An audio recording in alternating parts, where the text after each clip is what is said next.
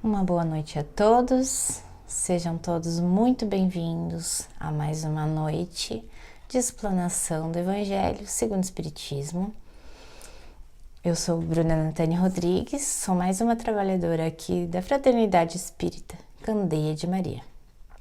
Hoje, então, eu trouxe para nós refletirmos juntos um tema não mais e não menos importante, do que os outros.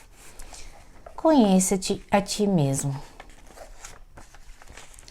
Então vamos lá refletir um pouco junto, sobre esse assunto super importante.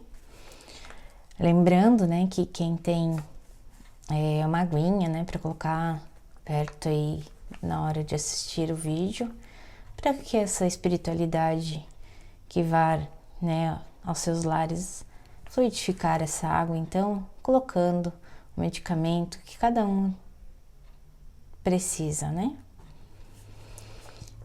Então vamos lá. Quem já não ouviu falar essa frase pelo menos uma vez, E a frase, ela é bem famosa. E ela foi dita, então, por um dos conhecidíssimos, filósofos. Esse filósofo, então, traz para nós, o Sócrates,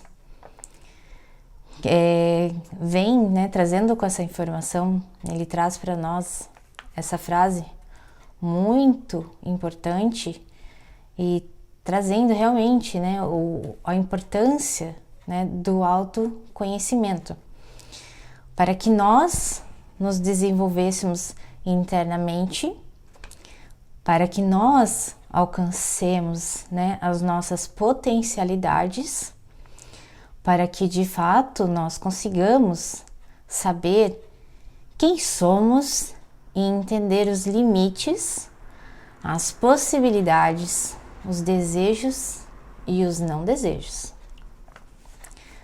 Será? Então fica aqui, uma pergunta para cada um refletir internamente. Será que realmente nós nos conhecemos? Às vezes a gente acha que sim, Muitas das vezes, não. Conhecer a si mesmo é fundamental para viver uma vida significativa.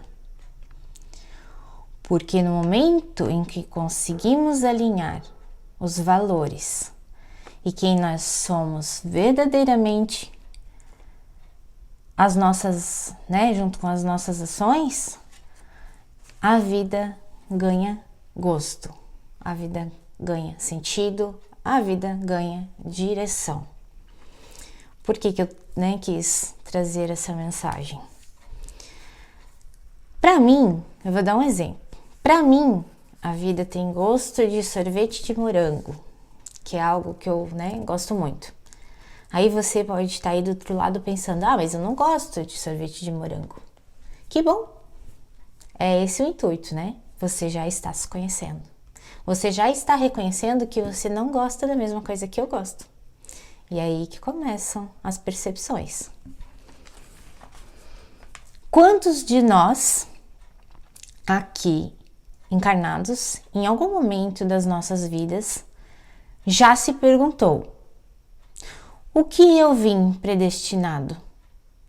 Qual é a minha missão? Qual que é a minha função aqui na Terra, Nessa família, nesse relacionamento, nesse trabalho. Uma coisa é certa: nós não fomos largados ao acaso. Então, reforçando, nós não nascemos na família errada, nós não nascemos, e fomos predestinados ao além, assim, a ver navios, a gente, vem com um propósito, com certeza. Nós não estamos aqui por acaso, Então, temos que ter este conhecimento, esse entendimento de que nós não estamos ao acaso, mas sim nós viemos com o endereço certo e no momento certo. A reencarnação, muitas das vezes, ela é desafiadora. E ao longo do caminho, nós somos tomados muitas vezes de desânimo e experimentamos o peso das provas e das expiações. Mas já pararam por alguns instantes para refletir que a maior parte dos nossos problemas são imaginários? Aí alguém pode pensar, tá me falando que é falso. Não, imaginação é uma coisa, falso é outra, né? Falso é mentira. Então assim, não é, né? Os dois têm diferença. Já explico um pouquinho também sobre isso.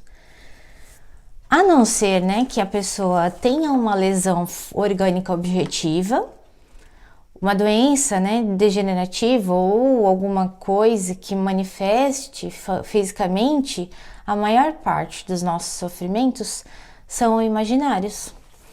Por que imaginários? Muitas das vezes, né, a gente já sofre por antecedência.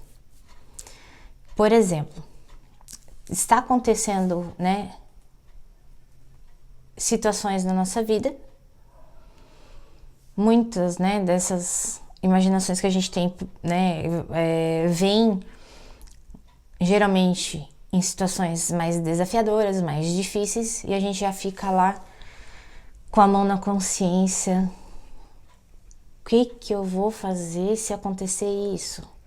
O que eu vou fazer se acontecer aquilo, né?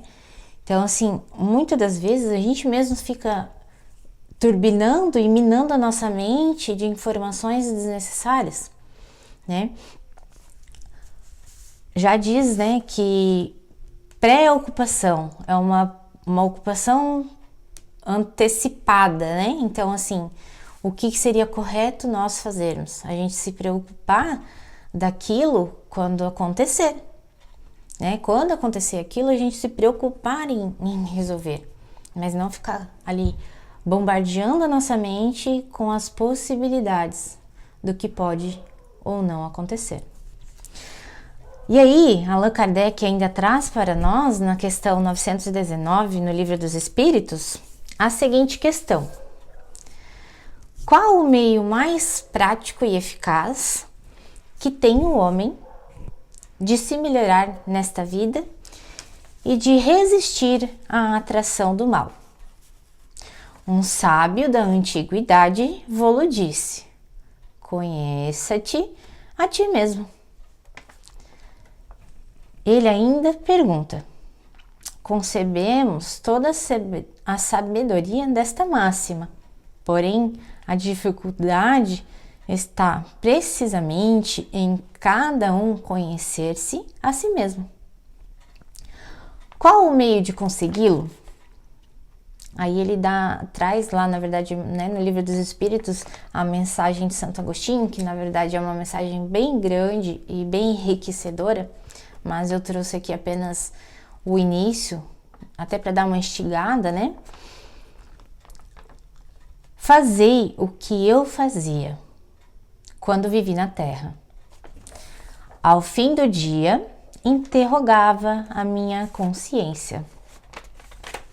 Passava revista ao que fizera e perguntava a mim mesmo se não faltava algum dever, se ninguém tivera motivo para de mim se queixar.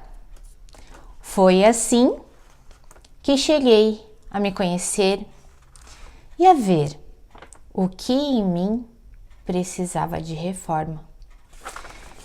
Então ali eu peguei somente, né, o primeiro capítulo, que já é muito enriquecedor, né? Já é um grande, eu digo até que uma direção para nós mesmos, né? O que a gente pode fazer inicialmente? Ah, mas eu não consigo fazer isso todo dia. Não tem problema. A gente sempre tem que ter um começo. Faz um dia. Ah, não consigo fazer nos outros dias. Não tem problema. Tudo tem que ter um começo, né? Então, assim, tudo são hábitos. A gente tentar ter este hábito e conseguir manter este hábito, né? De como o Santo Agostinho deixou para nós, né? Como um exemplo. Que toda vez, né? Ao se resguardar, quando ele ia, né, se deitar, enfim, ele interrogava sua própria consciência, né? E sim, né? Ele perguntava se ele tinha faltado com algum dever, né? Se alguém, né, teria alguma coisa de queixar-se dele. E muitas das vezes nessa correria do dia a dia que a gente está às vezes no mundo, no modo automático, a gente não para realmente, né, para se questionar. O que seria o correto a gente pelo menos uma vez, né? Pelo menos uma vez na semana a gente parar para se questionar se a gente, né, fez mal a alguém. E o mais importante ainda, quando a gente faz, a gente reconhecer e pedir perdão, né? E também, principalmente, tomar cuidado para aquilo ali não se repetir. E ainda, os espíritos complementam essa mensagem, né, de Santo Agostinho. Muitas faltas que cometemos nos passam despercebidos. Se efetivamente, seguindo o conselho de Santo Agostinho, interrogássemos mais a miúde a nossa consciência, veríamos quantas vezes falimos sem que o suspeitemos, unicamente por não perscrutarmos a natureza e o móvel dos nossos atos. Então a gente tá muito, né, no modo automático, que tem momentos durante, né, o nosso dia a dia, inclusive, que a gente fale, né, que a gente nem suspeita que a gente falhou. A forma interrogativa tem alguma coisa de mais preciso do que uma máxima, que muitas vezes deixamos de aplicar a nós mesmos. Aquela exige respostas categóricas, por um sim ou um não, que não abrem lugar para qualquer alternativa e que nos não outros tantos argumentos pessoais.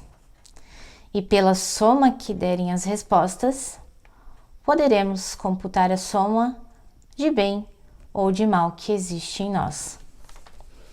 Então, é no nosso dia a dia, né, na nossa rotina, tanto no trabalho quanto em casa, que a gente às vezes mais falha, né?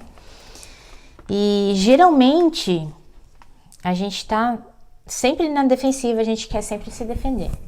A gente às vezes tá tão no modo automático que a gente entra já com o escudo querendo se defender, ao invés, né, de realmente interrogar a nossa própria consciência e perceber se a gente está errando ou não. Mas é muito mais fácil